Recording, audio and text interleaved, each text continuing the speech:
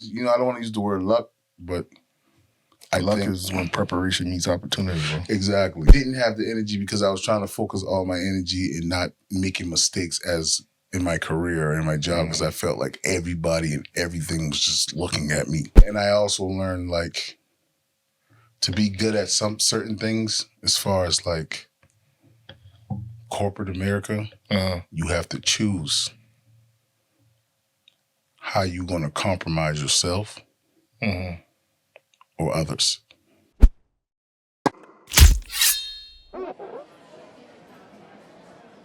Welcome to the Sunday Dinner Podcast, and I'm your host, Trevor Mitchell. I'm Dr. Mitch, Trey Mitchell, brother. What's up, Sean? How you? I'm good, man. How you doing, man? How you been? I've been doing great, man. Pretty good, man. Yeah, man. You called it the Sunday Dinner Podcast. I thought that was dope. What made you come up with that name? Well, I wanted to get back into it. Yeah. We had Gala Talk before. Okay. But I wanted to make something that was authentically me. Okay. And with our family, we know we all gonna see each other on Sunday. That's true. That's true. I think Sunday dinner is kind of lost in our community now, in our culture. But we that's a rich history for us. Yeah. And that's where like me, you, Kevin, Ryan, Sean, Julian, all the kids gonna come to the house and we all talk about our weeks. Yeah. Things we gone through. Yeah. Stuff that happened. Sweet grass. Yeah. We call it the headquarters, but So I thought just that would be a nice spin-off of just allowing people in on the things that we talk about and we do during Sunday dinner. Word. So you mentioned the break. I mean, we got the perfect platform to talk about the break. What made Gullah Talk stop? If you were willing to let people know about that. No doubt. A lot of things make it stop. I would say the biggest thing was I did not expect my career to take off the way it did. It took off. Like rocket ship took off. Like in what way? I was thrusted in leadership positions that required a lot of me that I never thought I would have been thrusted in. Unlike, because like most people would like apply. I didn't apply for these positions. They were like kind of given to me. Like you think it was like a right place, right time type thing? Yeah, because I don't want to use the word luck, but luck is when preparation meets opportunity, bro. Exactly, right? That's what people say it is. But I didn't feel prepared, or I knew it was an opportunity, but it was not something that I thought I was equipped to do. But why wouldn't you think you're equipped to do it if you already have, if they're bringing the position to you, what would make you think you're not equipped to do the position? Well, a part of it is like you feel like you feel like insecure about them putting you the face of a facility. I was. In insecure meaning you weren't confident in leading the whole facility? Or were you like having an internal, like almost like an imposter issue with the positions they were trying to put you in? I think it was that. More of the imposter issue. Because I wasn't looking for nothing. Right? I enjoyed where I was at. I enjoyed the camaraderie with the people. You like working with patients. Yeah. It was so easy for me. It was so everyone enjoyed when I was on the schedule. I didn't want to. Then all of a sudden, I'm thrusted. It's not like hey, we want to school you on this or we want to school you. No. It was a meteoric rise. Yeah, they saw. They looked for straight. me. They put you straight into administration. Straight into it. Word. And when you were doing Gullah Talk, that kind of like it made me choose. It made me choose between something I was loving to do and that was kind of growing legs and taking off and having people interested in the show versus this huge salary that's requiring me to be on call every week. That's requiring me to run people.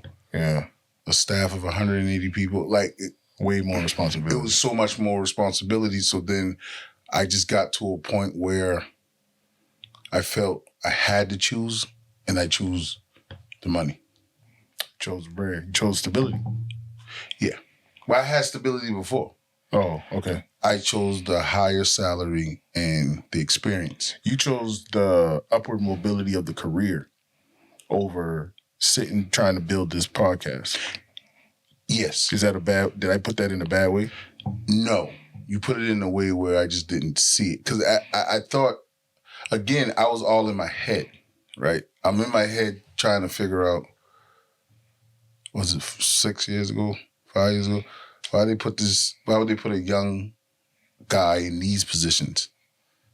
And I just kind of just talked myself out of, once I'm so drained when I leave work or whatever, like, I don't feel like interviewing this guest, or I don't feel like doing this. You had the energy to do both. Didn't have the energy because I was trying to focus all my energy and not making mistakes as in my career or in my job, because I felt like everybody and everything was just looking at me.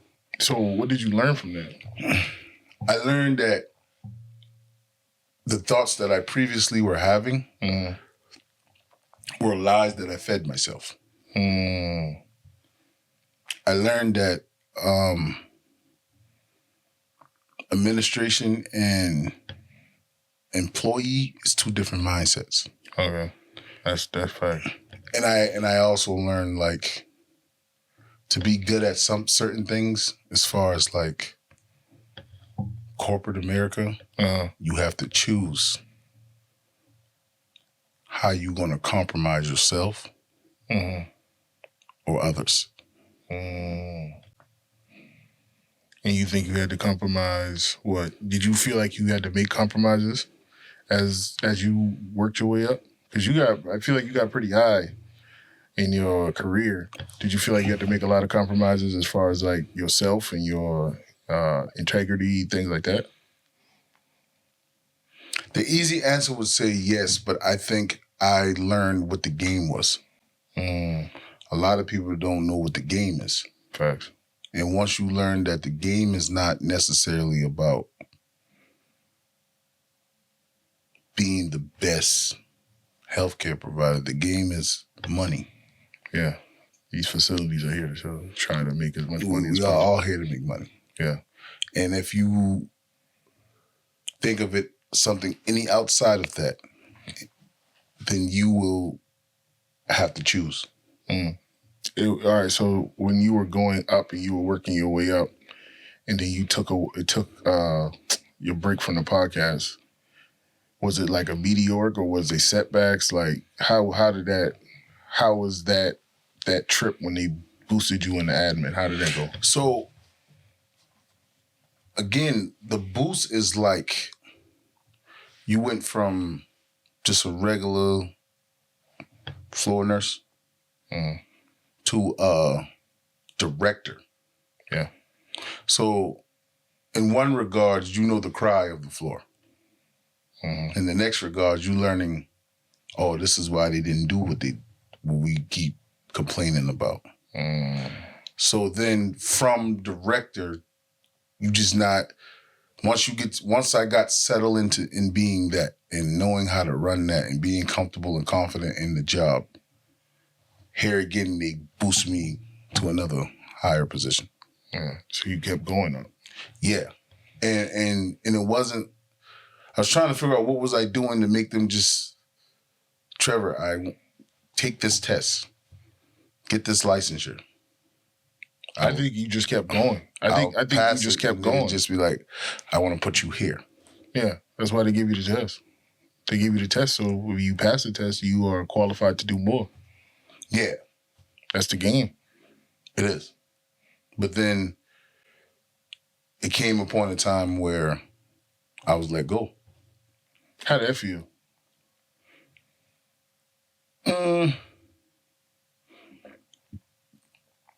It only felt bad because I felt at the time people turned on me. The people at the job or the people inside? Or at home? The job. Not because I understood the game by that time. Okay. But I think when you focus and I was focusing so much on not being a gatekeeper. I was focusing so much on trying to elevate as many people that looks like me up. I was focusing a lot on I understand what it's like to be a nurse and on the floor, and I was focusing a lot on pleasing them. But when the rubber meet the road, they only gonna care about themselves.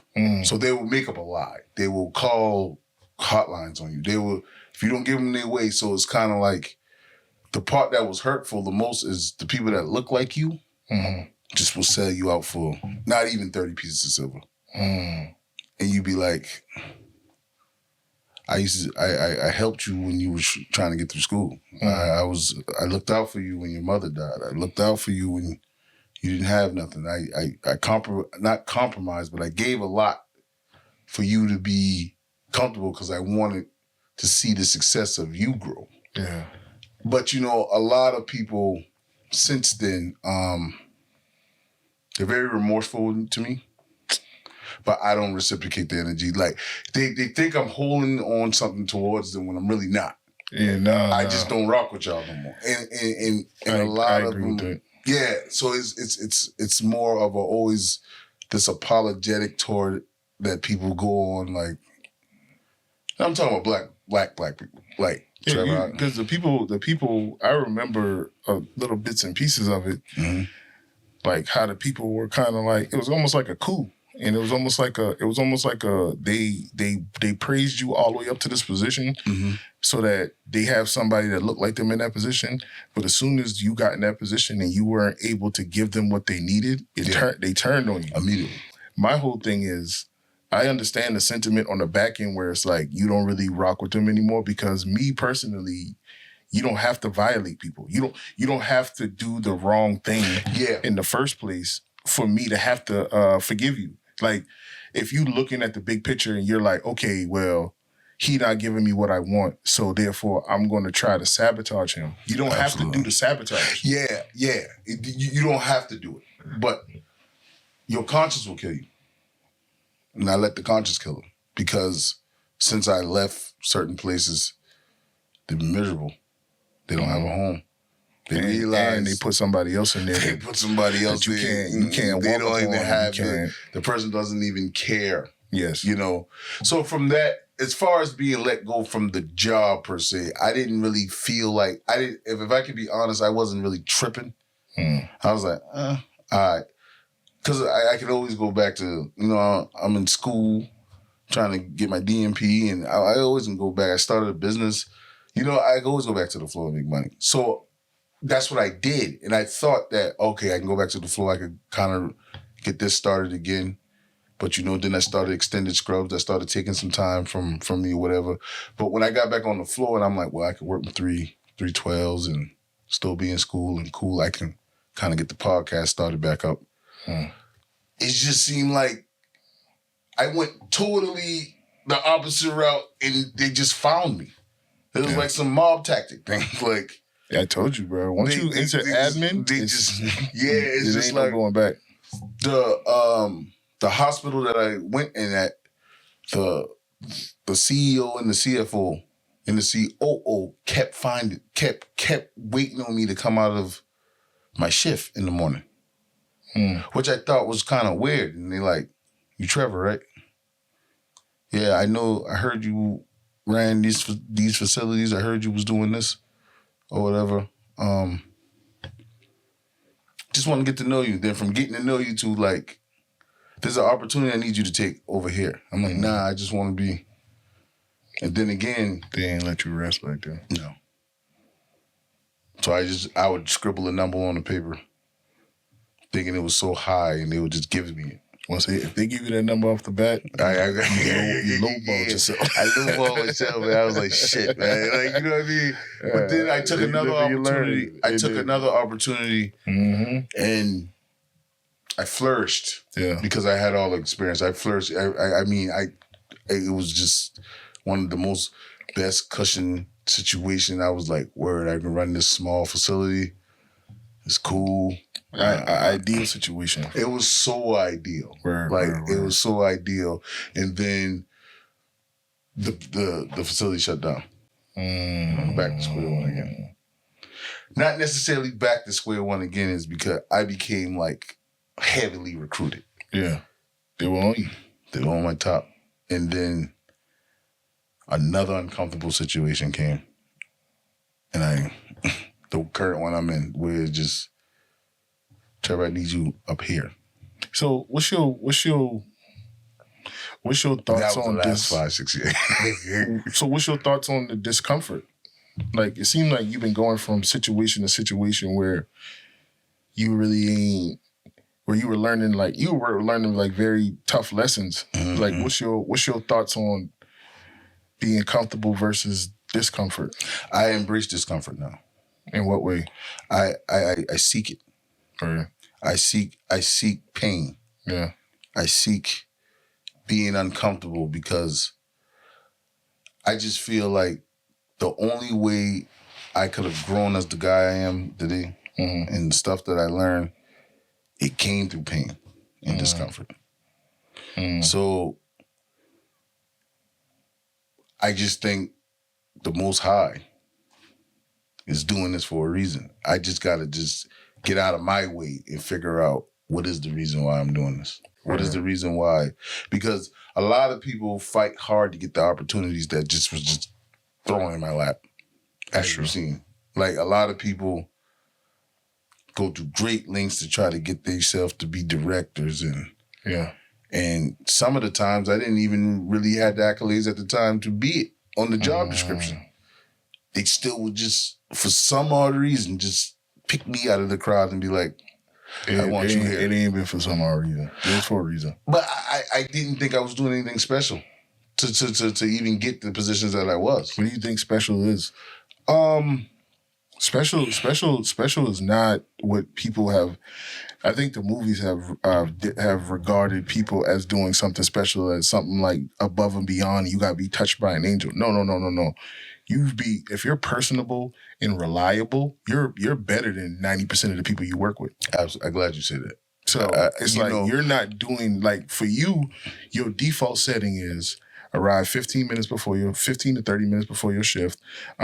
Always do your med pass the way you're supposed to do your med pass. If the bell go off, you go see what the patient needs, blah, blah, blah, blah, blah, blah, blah. As a nurse, that already put you ahead of all of the rest of these nurses.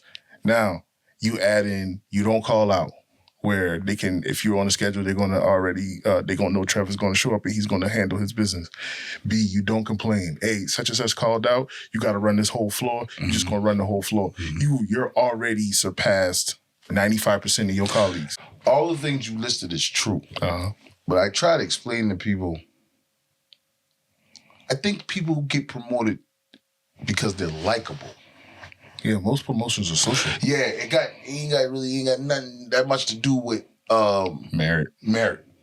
And I try to give people the sauce, but they don't really listen. Like, again, you put me in a nursing floor, you put me anywhere in nursing, I'm going to stick out.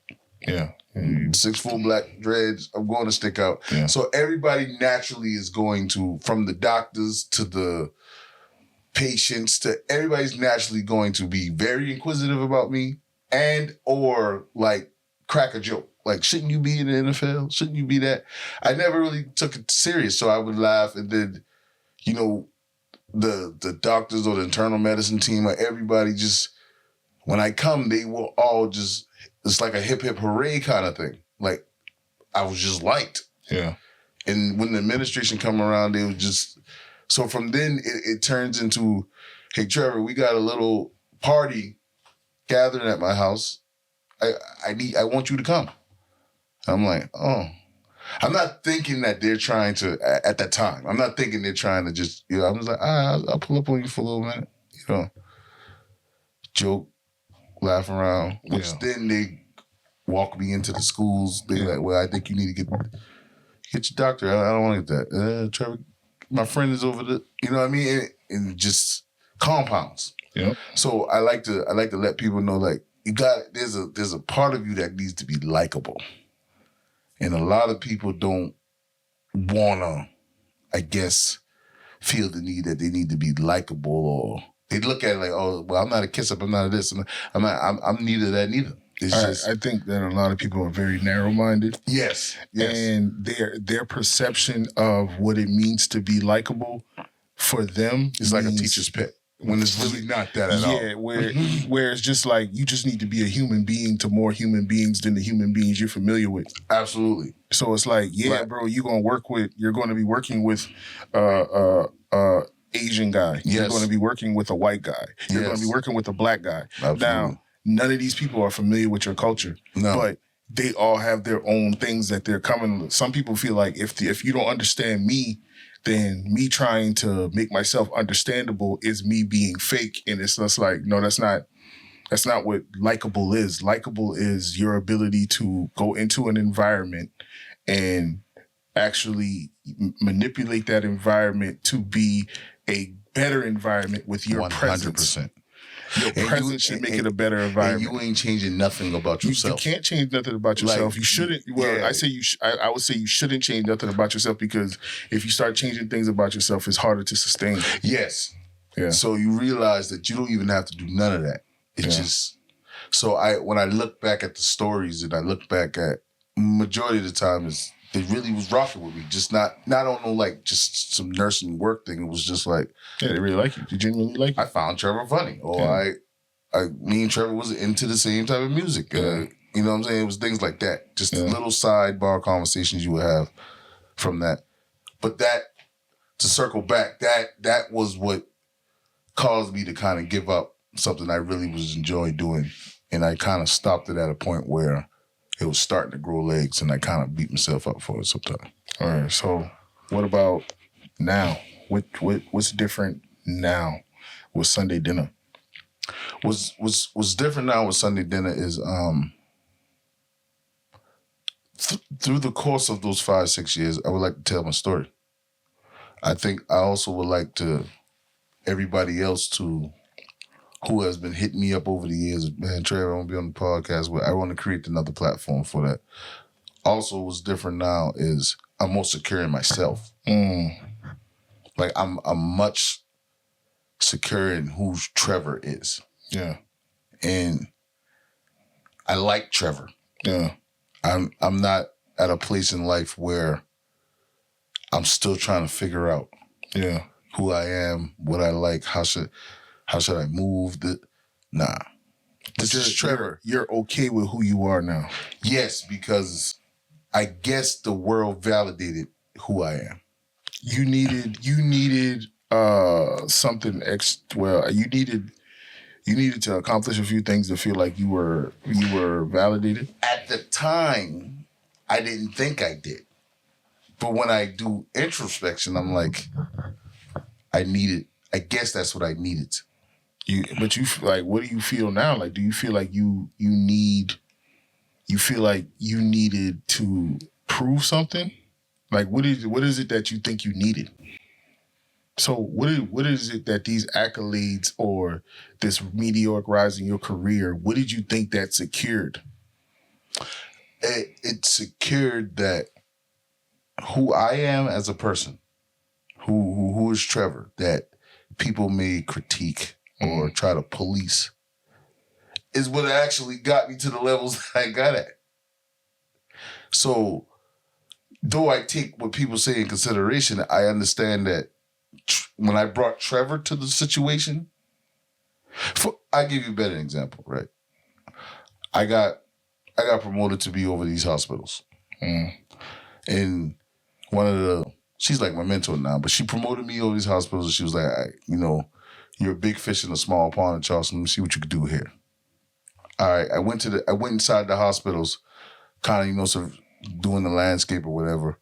2-3 weeks in the hospital, she pulls me to the office and she was like, yo, I noticed that you're not yourself. And I'm like, well, I'm trying to figure it out, and how I was in Charleston, and this is a different area. I can't. She was like, nah. That charisma guy, that guy that wears that sweetgrass, the guy that comes in with the shades on, The guy that I hear the music when he pulls up with his truck. The guy that tells the jokes. Sometimes that's inappropriate, but it is appropriate. The guy that brings the red rice for me and everybody, that's who I want. Right. When she told me that, it changed everything in my mindset. She's like, I don't want, you know what I mean? She was like, no, you don't, you wear the V-necks and the slacks and the loafers with the sunshades on. I want him. I don't want the shirt and tie guy. I don't want the scrub guy that you know. I want the guy that I see over there. Every time I see him, he's hustling his scrubs with sweetgrass. This is what the hospital needs. And you think that the world that you came from did not embrace that?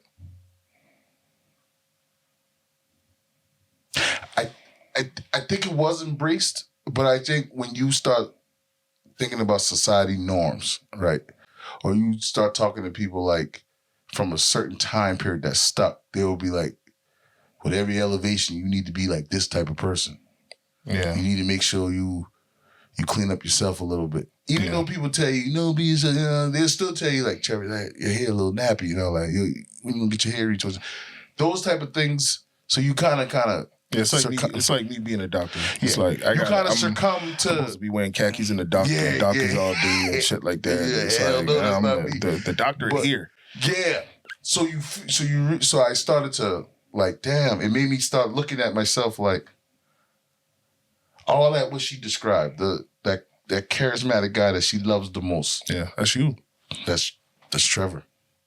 So then you translate that throughout your whole life. And you start saying, well, you know what? I'm comfortable being me. You had to get to a point where you were comfortable in your own skin in all elements of your life. That's what you're saying? Yeah, but I didn't know that I needed that. Okay. Because I thought I was already confident in myself. Yeah. So what do you call what you were expressing before then? Pseudo-confidence. Oh, you think it was... I think your confidence, or I think who you are as a person needs to be tested. I agree with that. You need to be tested and figure out who you are, and through a fiery crucible, you realize some of the bad traits you got about yourself. Yeah. But you realize that no matter what, I can't be you. Yeah. I can only be me. Yeah. How I handle a situation with a staff member might not be how Becky handles it. Yeah. Yeah. I mean, but we got different constraints being how I get a patient to listen to me or a family member listen to me. I can't do it the textbook way. Yeah. But you can do it a way that incorporates everything in the textbook. Yeah. That will still yield the same results. Yeah. And a lot of people, I feel like, some people go to the gym to get that confidence. Some people get a bunch of degrees. Right. I just think people need to figure out what they're made of. However the method, they figure out what they're made of. Rather, you start a small business and you got to stick through it. You got to stick with it. And when you stick with those things that make you figure out what you are made of, it doesn't necessarily be confidence. It's assurance of, you know what? I know how I'm going to handle this if this situation happens. But how do you get through that if you don't go through turmoil? If you don't go through turmoil, in my personal opinion, is you just talking. Yeah, I just think that it requires what you learned requires pain, and I think people avoid pain at all costs. Yeah, you got to get fired. You got to be racially profiled. You got to lose all your money. You got to get dumped. Yeah, you got to get your heart broken. She got to leave you. You you got to go through all of that. Yeah, which Trevor's gone through all of that multiple different times. Yeah, but when you build it up brick by brick, you start understanding that, damn, you know what? I don't quit. Yeah. You know what? I don't bend, I don't fold. Yeah. You know what? I stand on my morals and principles, even if it might cost me a job that makes me $145,000 a year. Yeah, but like, what's my whole thing about that is like, but you got people who got morals and principles that don't allow them to be what some would deem a kiss ass.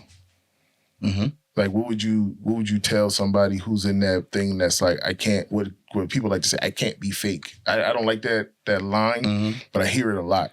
And I always be like, what do you think we're all being? Do you think that guy over there really wants to have that conversation with you? Exactly. It's like exactly. We're all putting on our happy face. Everybody wants to be at home with their family. Yeah, nobody wants to be here. What makes you any different? The fact that you and then now you're gonna twist up your mouth and be pouting, or you're gonna be that guy that's standing off to the side as if you're superior to the rest of us who don't want to be here. Exactly. I would tell that person, define what fake is. And after hearing the definition, I might, because I ain't big on giving advice to people. Yeah, I ain't big on giving advice. But I would be like, you may want to redefine it. Because I feel like this, though. And everybody needs to play the game. And you can't change the rules of the game. The game is the game. What is the game? Maybe we might need to do an episode. This is the first episode. We kind of going on a tangent right now, but I really want to. These are conversations I like to have, but like, what is, if you had to give a definition, what is the game? If you don't own it, you own Sweetgrass Dental. Nobody can walk in there and tell you how to run Sweetgrass Dental. That's facts. Nobody can tell you what you should do, your business, none of that. True. You own it and everything falls on you. Yes. I don't own this hospital or this nursing home. So if I decide to sign that dotted line, if you decide to sign that line that says, yes, I want to be hired, this is my offer letter, check these boxes, sign here, then you need to play the rules of the game to get you to survive here. Now, you coming in these corporations and these Fortune 500 companies and all these places, and you coming in here saying, I don't like this, I don't like that. You trying to win one for the Gipper. The same crew of people that with you to be like, yeah, win one for the Gipper, they got bills to pay. Yes. That's how they keep you by the balls. They got bills to pay. Yes. They got a family to feed. Yes. Sound good. Yes. But you gonna have the short end of the stick. I had to learn that too. Yeah. So the game is you figure out the rules of engagement. You want a promotion. You figure out what got this person here. Yeah. Like, I got CEO programs I'm in. I got administration license where I can be a minister and administration and all that in all these places, right? My number one question I ask myself: how many black men been here? Maybe 1, 2. How long did he last? How many black women been in these type of positions? How long did they last? Then from that point on, I can't say I'm different. That's where the arrogance come in. You don't think you're special? No, hell no. So when that's probably what saved you. Yeah.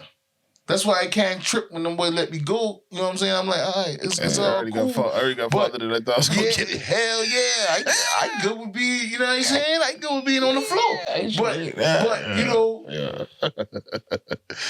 I see people try to not play the game straight up. Do you think people know that there is a game going on? No, but people are too arrogant to think that to learn. So you get burned a lot. Yeah. Or you sit in your position for 5-6 years as an assistant and you watch 2 directors come on top of you and you wondering why you ain't get your shot yet. I think a lot of people personally watching this stuff, I think a lot of people didn't know there was a game going on until it was too late. Yeah. You kind of tricked yourself out of playing the game seriously earlier in life. But the best thing that people need to understand is you need to position yourself where no one can tell you no. Facts. How do you do that, Trevor? How? You do that through accolades. You do that through, if the job or whatever is offering achievements, what they're offering these certifications over here. Yeah. Show up and do them. Yes.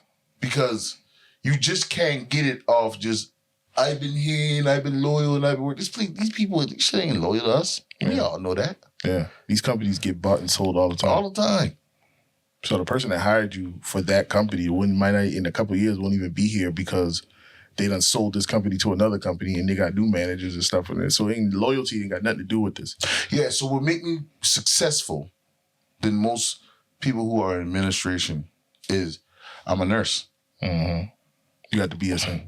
Also what makes me successful is, though I'm in school and all that shit, also what makes me successful is I've been a director before. Yeah. All you know how to do is you got that master's and thing and you know numbers. Yeah.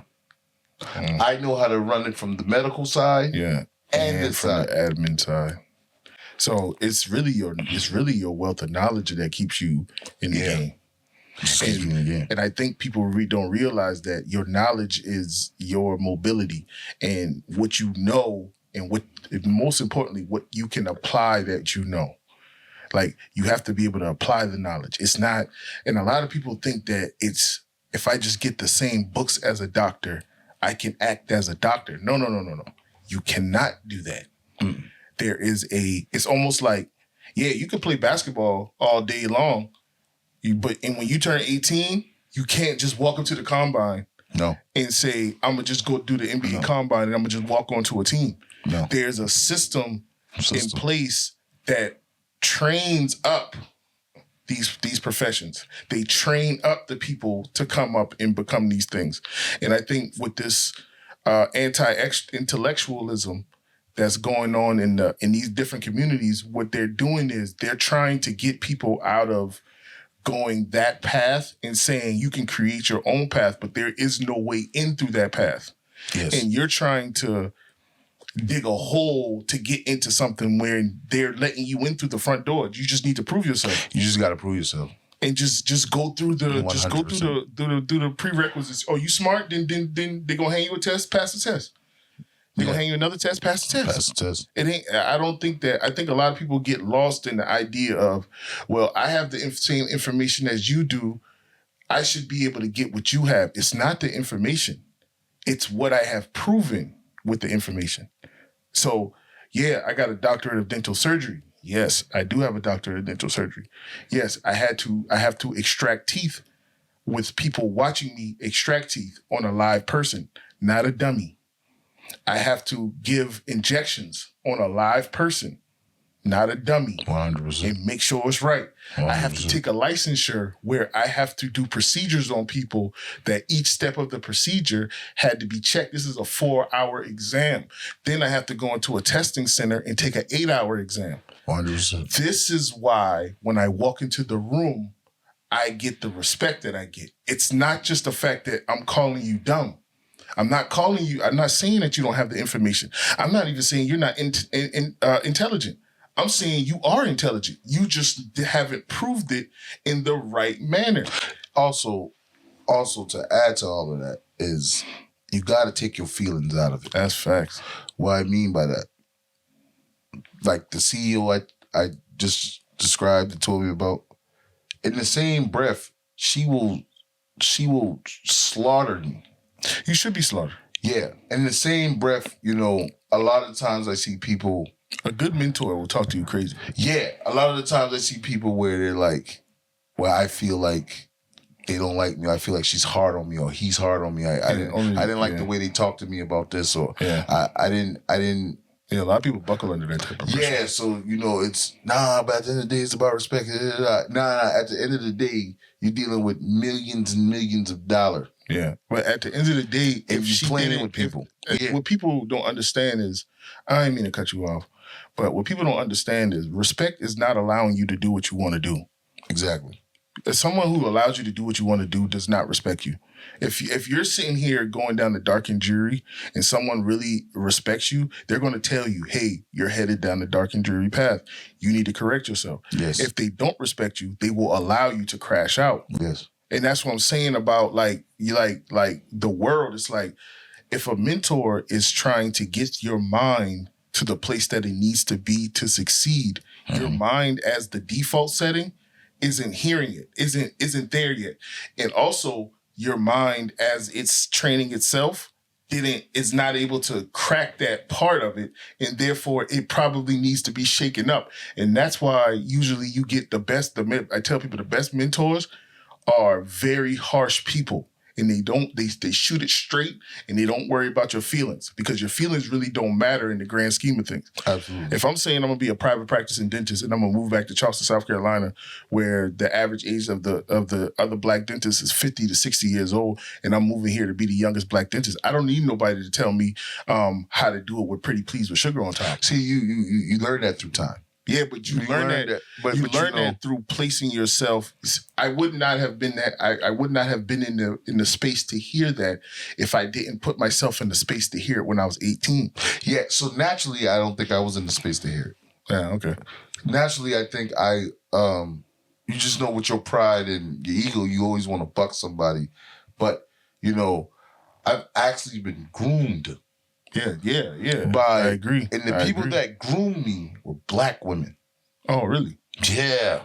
Like all due respect, black women, and there's one white woman that, but like my current CEO, I look up to her, but all the people that have groomed me, that's been very harsh, very on top of me, not playing with me, it was black women. At the time, I never bucked them. I would just kind of laugh it off and walk off. And sometimes I'd be like, God damn. Man. But it wasn't until you leave under the hedge of them, you understand. And you get bounced to this place, you're like, oh, I understand why she's on top of me about this. She actually loved me. She actually cared the most about me. Yeah. And that's why I'm like, I always highlight that points in my story. Like, that's real. I was groomed by black women. That's real. I can say the same thing. Clinically, I was groomed by a lot of black women. That actually were a little higher than me, that I surpassed. You went farther than they could because of isms. Yes. Not because they couldn't get to that spot. They got to battle. They got to battle. They got to battle so much. They struggle. So if they in a position where they teaching you to be that, they had to do a lot. Yes. And they're telling me, you're going to get higher than me. But this is going to stop you. The thing I keep trying to always ask myself is kind of the why me thing. Like, I didn't ask for this shit. Fuck you, why me? Yeah, because you ain't asked for this. What you mean you ain't asked for this? You did. When I look at my whole entire existence of my life, asked for you was begging for it. No, I promise. When you. I look at my existence in my life, yeah, I never asked for a lot of shit that I get put in. That's bull, Trev. No, I'd be existing, and someone would point at me, and I would be like, "You're asking for it." No, I can just be existing. Yeah, because why you existing? Because it's like the thing I be telling y'all, boy.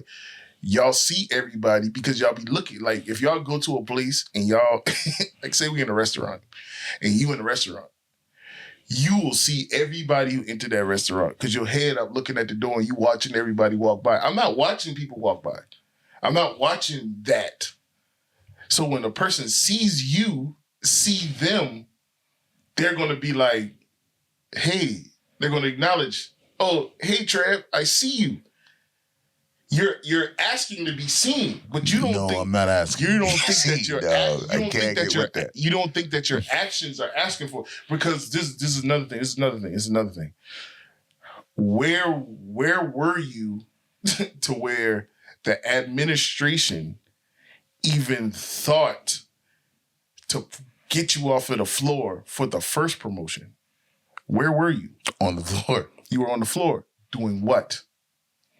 Just being a nurse. Yeah, you were being a nurse on the floor, right? Mm-hmm. And when that administration person, over the amount of times that they saw you, what happened when you saw them? Hey, how you doing? Oh, I'm fine. Walk by. By day 76, how did the game go? The game went all right? Yeah. I was thinking about her soccer game. I was going, yeah, it went all right. She did all right in her game, blah, blah, blah, blah, blah, blah, blah. That's what happens with you. That's what you do by default. Now, what you don't understand is people don't do that. When it signals to somebody who's in a position of power or a position of needing somebody that they can trust, where are they going to go to find somebody they can trust? Are they going to cold call that girl who just over there, when you say hi, is hi and bye?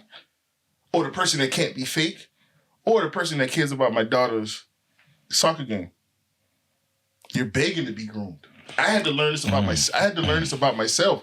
I had to learn this about myself by putting the way I was putting myself in classrooms that were way more difficult than I should have been in. When in the professors is like, what are you doing in here? And I'm like, bro, I'm trying to get da-da-da. I'm begging.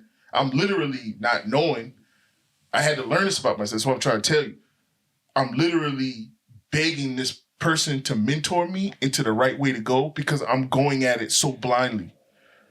So the way you put yourself on the floor, the way you act on the floor, the way you just are the way you are, the person is going to look at you and say, I see where his potential is so high, and he's putting himself in my environment, and the infinite or God or whatever you're saying is, if this person genuinely has love for you, they're going to be like, I see this in you.